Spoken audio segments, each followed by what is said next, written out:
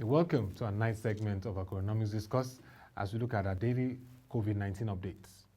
We also continue our lockdown phase 2 day 10 coverage in Lagos, FCT Abuja, Ogun State and other parts of the country. We also bring you updates on the impact of the coronavirus pandemic on the global, African and Nigerian economy. Here are the following updates we have at the moment. At the global level, confirmed cases are 2,665,122 with 185,494 deaths and 727,170 recoveries. In Africa, the confirmed cases are 26,899 with 1,265 deaths and 7,350 recoveries. In Nigeria, the confirmed cases are 873 with 28 deaths and 197 recoveries. Now we take you to developing stories at the moment. A stunning 26.5 million Americans have sought unemployment benefits since mid-March, confirming that all the jobs gained during the longest employment boom in U.S. history have been wiped out as the novel coronavirus savages the economy. The deepening economic slump amid national lockdowns to control the spread of COVID-19, the potentially lethal respiratory illness caused by the virus was understood by other data yesterday, showing business activity sinking to an all-time low in April. In addition, new home sales decreased by the most in more than 6.5 years in March. Initial claim for state unemployment benefits totaled a seasonally adjusted 4,427 million for the week ended April 18, the Labor Department said. That compared to 5.237 million in the prior week. Economists polled by Reuters had forecast 4.2 million claims in the latest week.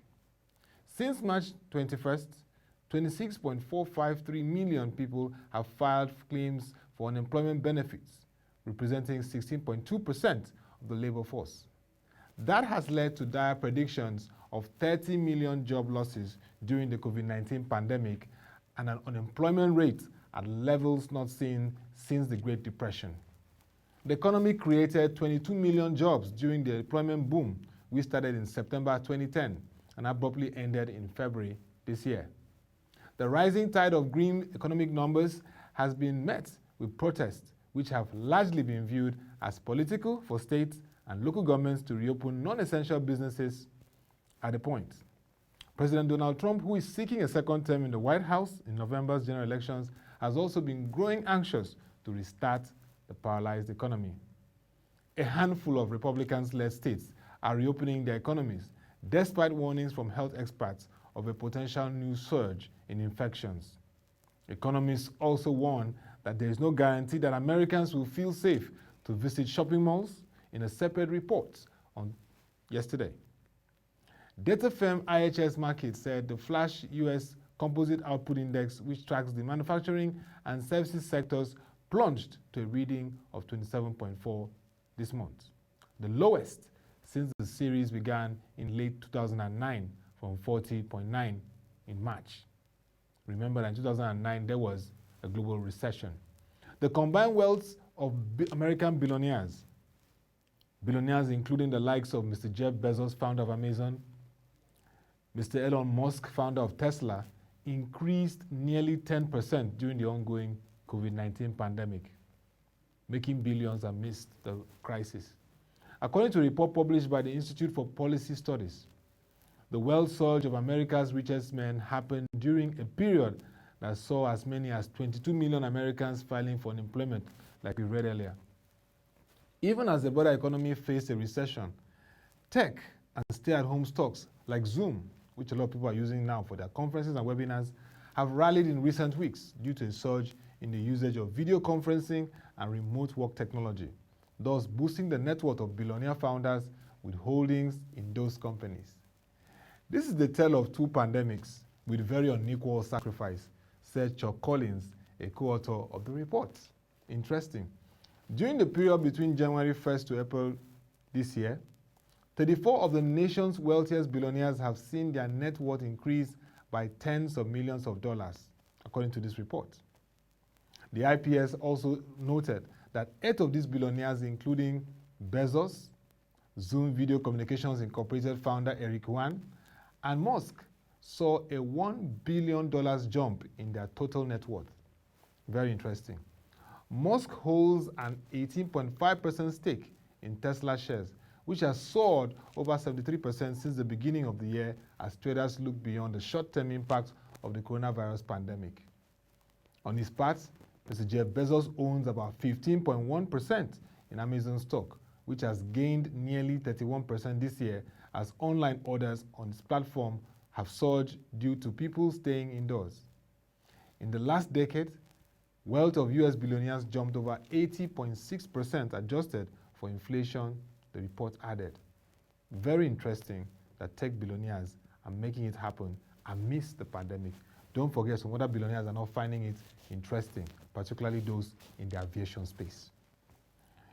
And we go on to the story that the suspension of sovereign debt payments owed to multilateral development banks will be negative for MDB ratings unless they were fully compensated by their shareholders.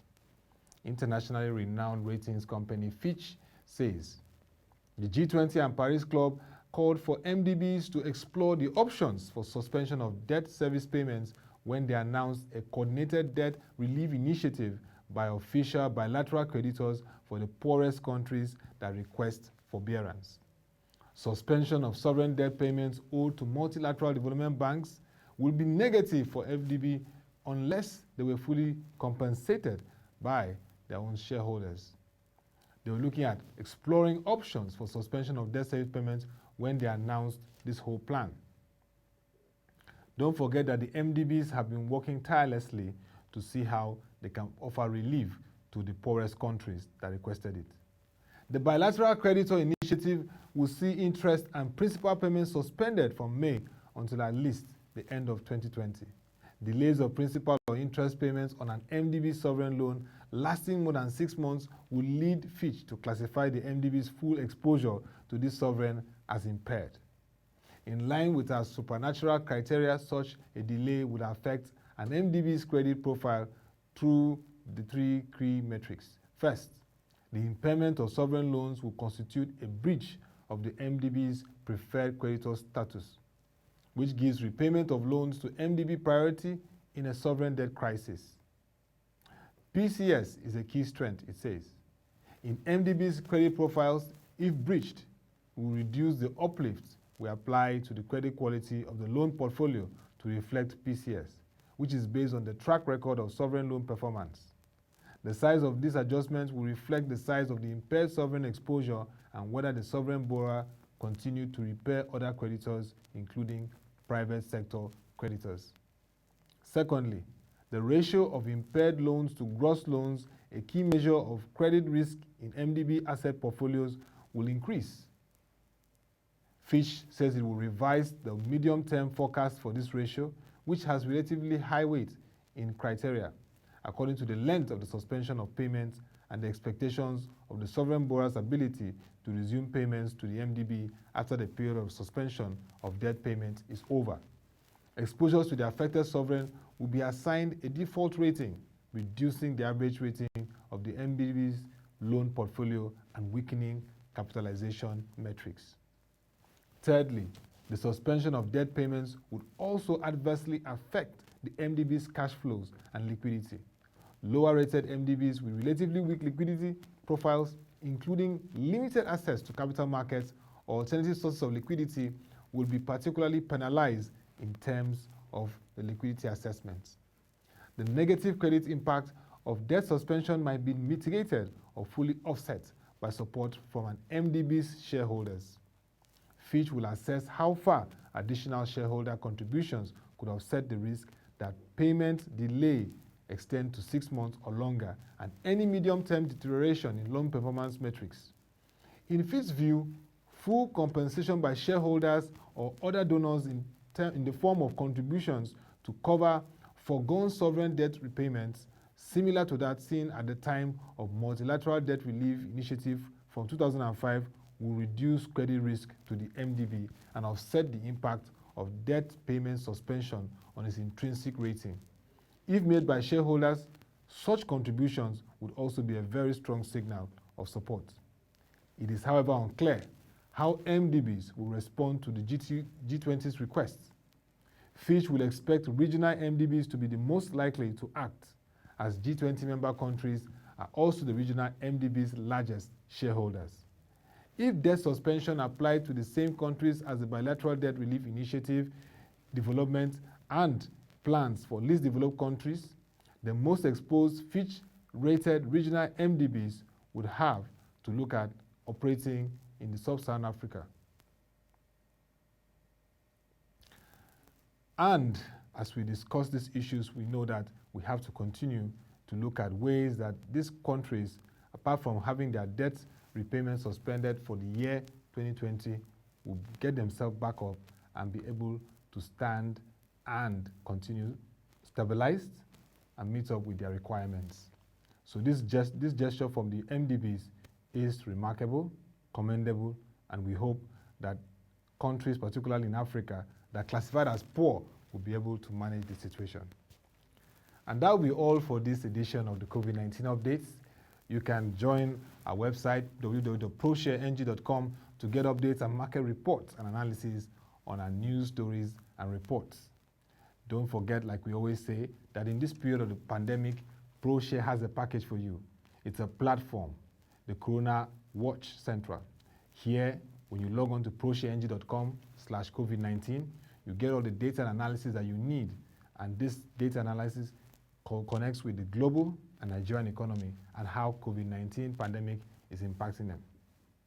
Also, join us for our programs, regular programs that start from 9 a.m., Economy and Politics, Market Review 10 a.m., our Strategic Management by 3 p.m., our Human Angle by 6 p.m., and of course, 9 p.m., our COVID-19 updates. Till we come your way again, thank you for watching. Have a nice day and stay safe.